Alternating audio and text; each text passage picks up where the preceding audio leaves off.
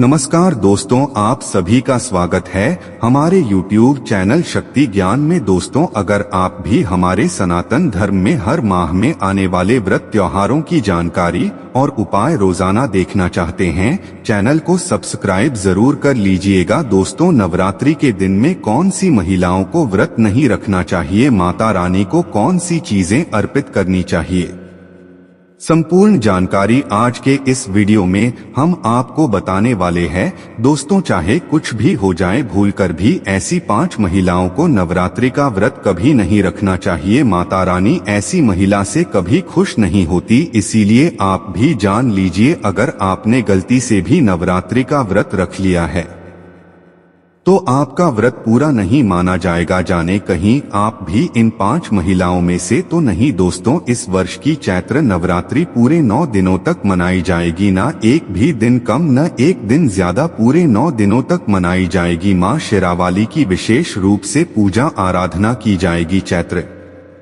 रात्रि का महापर्व इस बार 2024 में 9 अप्रैल दिन मंगलवार से शुरू हुआ है, 17 अप्रैल बुधवार के दिन समाप्त होंगे। ऐसे में चैत्र नवरात्रि पर माता दुर्गा की कृपा पाने के लिए कलश स्थापना सर्वोत्तम शुभ मुहूर्त 9 अप्रैल को 11:57 से 12:48 तक रहेगा। यह समय अभिजीत मुहूर्त कहलाएगा। अभिजीत मुहूर्त में कलश स्थापना करना बहुत ही शुभ माना गया है। जो भी माता रानी का भक्त नवरात्रों में माता रानी की पूजा शुभ मुहूर्त में करता है तो वह पूजा बहुत ही शुभ मानी जाती है। इससे समस्त देवी देवताओं की कृपा प्राप्त होती है और पूजा पाठ का फल कई लाख गुना फल मनुष्य को प्राप्त होता है। दोस्तों, इस बार के नवरात्रि बहुत ही शुभ माने जा रहे हैं, क्योंकि माता रानी इस बार घोड़े पर सवार होकर पृथ्वी लोक में पधार रही है। जब जब माता रानी घोड़े पर सवार होकर आती है तब तब संसार में खुशियां आती है और घर में सुख समृद्धि धन दौलत तथा माता रानी घर से गरीबी का नाश करती है। घर में माता रानी का आगमन होता है। लेकिन क्या आप जानते हैं, कुछ ऐसी महिलाएं भी हैं जो इस व्रत को न रखें तो अच्छा है। मान्यताओं के अनुसार आज हम जिन महिलाओं के बारे में बात करने वाले हैं, उन्हें नवरात्र के व्रत से हमेशा दूर रहना चाहिए, नहीं तो माता रानी आपसे क्रोधित भी हो सकती है। आपके साथ कुछ बुरा हो सकता है, आपका पति किसी संकट में आ सकता है। तो चलिए जानते हैं। दोस्तों, नंबर 1, अगर आप किसी भी व्रत को दिखावे के तौर पर करते हैं तो शास्त्रों के अनुसार यह घोर पाप माना जाता है। ऐसा करने से आप देवताओं का मजाक ही नहीं उड़ाते, बल्कि आप पाप के भागीदार भी बनते हैं। देवी माँ ऐसे लोगों से प्रसन्न नहीं होती, बल्कि उसको बर्बाद कर देती है। देवता भी प्रसन्न होते हैं जब आप सच्चे दिल से उन्हें पुकारें और शास्त्रों का पालन करें। दोस्तों, नंबर 2, तलाकशुदा महिला। शास्त्रों के अनुसार जो महिला शादीशुदा या पुरुष तलाकशुदा है, ऐसे लोग नवरात्रि का व्रत कभी ना रखें। ऐसा करने से देवी खुश नहीं होती। आपकी जानकारी के लिए बता दें, शादी 2 दिलों का बंधन है, जिसके बंधन में आजीवन रहना होता है, न कि अलग अलग। माता रानी टूटे हुए जोड़े को स्वीकार नहीं करती। टूटे हुए जोड़े का व्रत रखना, पूजा पाठ करना शुभ नहीं माना जाता, बल्कि माता रानी तब प्रसन्न होती है जब आप बंधन में हो। खासतौर से अगर पति पत्नी अगर साथ में व्रत रखें तो माता रानी सबसे अधिक प्रसन्न होती है और बहुत ही शुभ वरदान देती है। ऐसे में शेरों वाली माता बहुत प्रसन्न होती है, इसीलिए दोनों को मिलकर पूजा पाठ करना चाहिए, न कि अलग अलग। दोस्तों, नंबर 3, वैश्य को डोट नवरात्रि का व्रत कभी नहीं रखना चाहिए और न ही करवा चौथ का व्रत। और यह बात उन वैश्य पुरुषों पर भी लागू होती है जो जगह जगह मुंह मारते हैं। जब शरीर की पवित्रता व्यक्ति की खत्म हो जाती है तब वह मेला ही नहीं बल्कि पापी भी कहलाता है। इसीलिए आपकी पूजा कभी सफल नहीं हो सकती है। यह व्रत आप कभी ना रखें।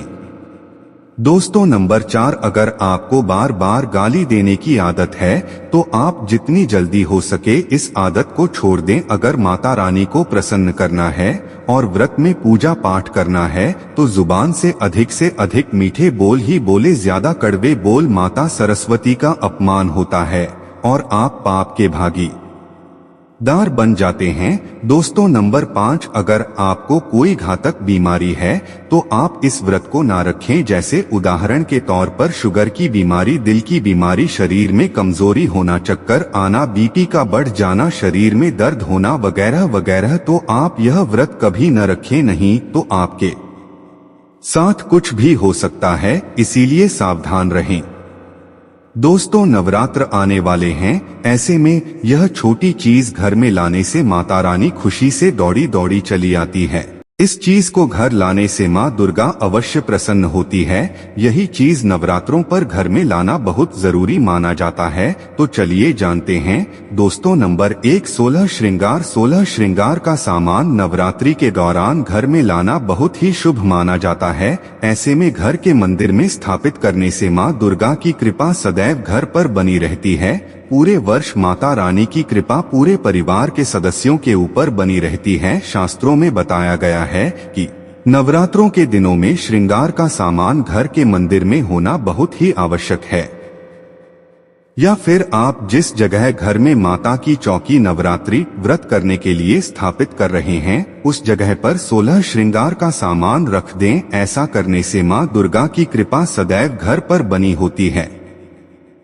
दोस्तों नंबर 2, कमल का फूल। कमल देवी माता लक्ष्मी का सबसे प्रिय फूल है। कमल के फूल पर माता लक्ष्मी विराजमान है। नवरात्रि में कमल का फूल देवी लक्ष्मी को अर्पित करने से माता की कृपा सदैव बनी रहती है। दोस्तों अगर आपको नवरात्रि के दिनों में कहीं आसपास कमल का फूल मिल जाए तो माता लक्ष्मी को कमल का फूल जरूर अर्पित करें। यकीन मानिए, खास तौर से नवरात्रों पर माता लक्ष्मी को कमल का फूल अर्पित करने से करोड़ों गुना फल मिलता है। फूल अर्पित करें और देखें अपने जीवन में चमत्कार। दोस्तों नंबर 3, सोना या चांदी के सिक्के जरूर रखें।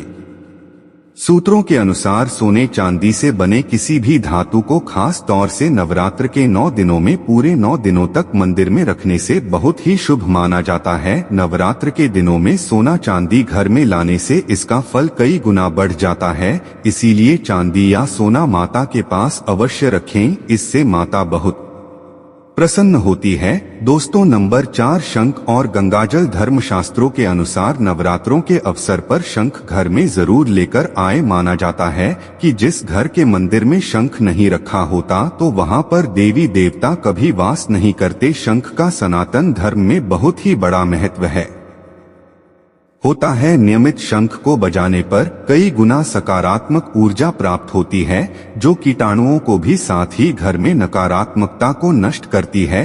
धन की देवी माँ लक्ष्मी अति प्रसन्न होती है। वहीं धर्म शास्त्रों के अनुसार जिस घर के मंदिर में गंगा जल नहीं होता तो वह घर अपवित्र माना जाता है। गंगा जल मंदिर में अवश्य रखा होना चाहिए। यदि आप घर में गंगा जल लाने में असमर्थ हैं तो अपने आसपास किसी पवित्र स्थान, किसी तीर्थ स्थान का पानी लाकर घर में रखें। दोस्तों नंबर 5, मोरपंख। नवरात्रि में मां सरस्वती का प्रिय मोरपंख घर लाकर घर के मंदिर में रखने से कई सारे फायदे हैं। खास तौर से नवरात्रों के दिनों में मंदिर में मोरपंख जरूर रखें। ऐसा करने से मां दुर्गा बहुत प्रसन्न होती है। दोस्तों अब बात करते हैं माता रानी को नवरात्रि में कौन सी चीजें अर्पित कर सकते हैं। दोस्तों भूलकर भी माता रानी को यह चीजें कभी आरोपित मत करना, नहीं तो सारी जिंदगी बर्बाद रहोगे। दोस्तों नंबर 1, नारियल। हिंदू धर्म में नारियल को समृद्धि, धन, श्रद्धा और सम्मान का सूचक माना जाता है।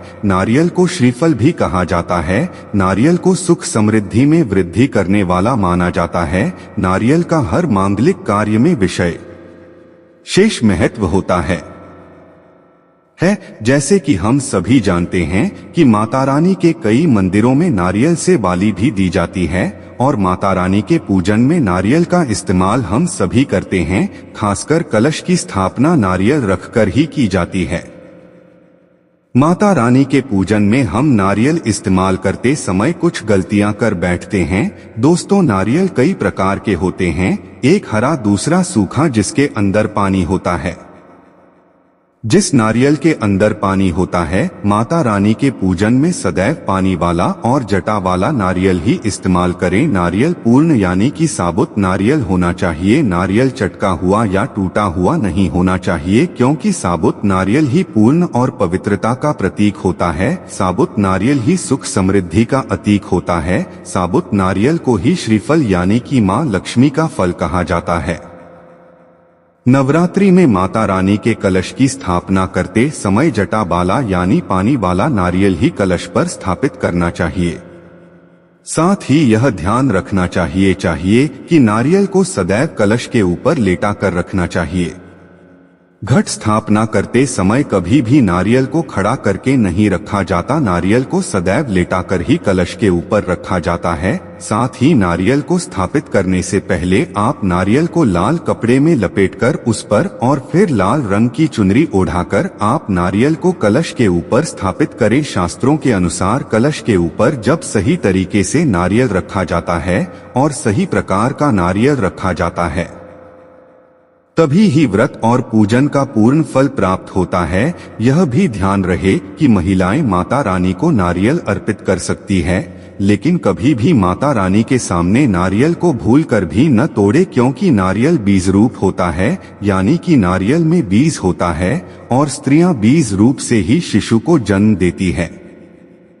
इसीलिए कभी भी महिलाओं को नारियल नहीं तोड़ना चाहिए। दोस्तों, नंबर 2, नवरात्रि के दौरान शादीशुदा महिलाओं को काले कपड़े पहनकर पूजा पाठ नहीं करना चाहिए। साथ ही साथ सफेद कपड़े भी नहीं पहनना चाहिए, इससे पूजा व्रत आदि खंडित हो जाती है।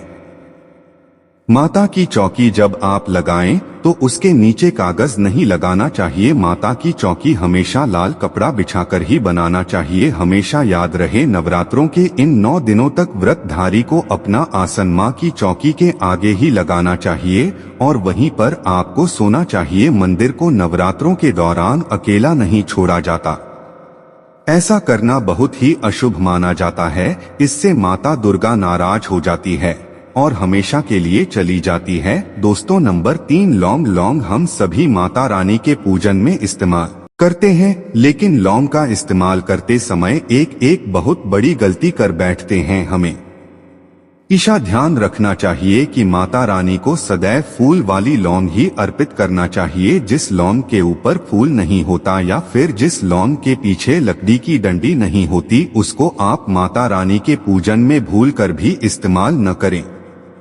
फूल वाली लौंग को ही पूर्ण माना जाता है और माता रानी के पूजन में कोई भी अपूर्ण वस्तु, कोई भी खराब वस्तु या टूटे हुए अक्षत इस्तेमाल नहीं करना चाहिए। इसीलिए सदैव माता रानी के पूजन में फूल वाली लौंग का ही इस्तेमाल करें। दोस्तों, नंबर 4, तुलसी के पत्ते। नवरात्रि में माता रानी को तुलसी के पत्ते अर्पित नहीं करने चाहिए। माँ दुर्गा के पूजन में तुलसी पत्र का इस्तेमाल करना वर्जित माना जाता है।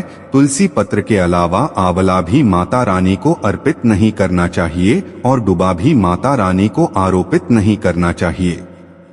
दुबा भगवान श्री गणेश को अति प्रिय है। नवरात्रि में आप भगवान गणेश को दूर्वा अर्पित कर सकते हैं। आप भगवान विष्णु जी को तुलसी के पत्ते अवश्य अर्पित कर सकते हैं, लेकिन माता रानी को भूलकर भी तुलसी के पत्ते या दुबा अर्पित न करें।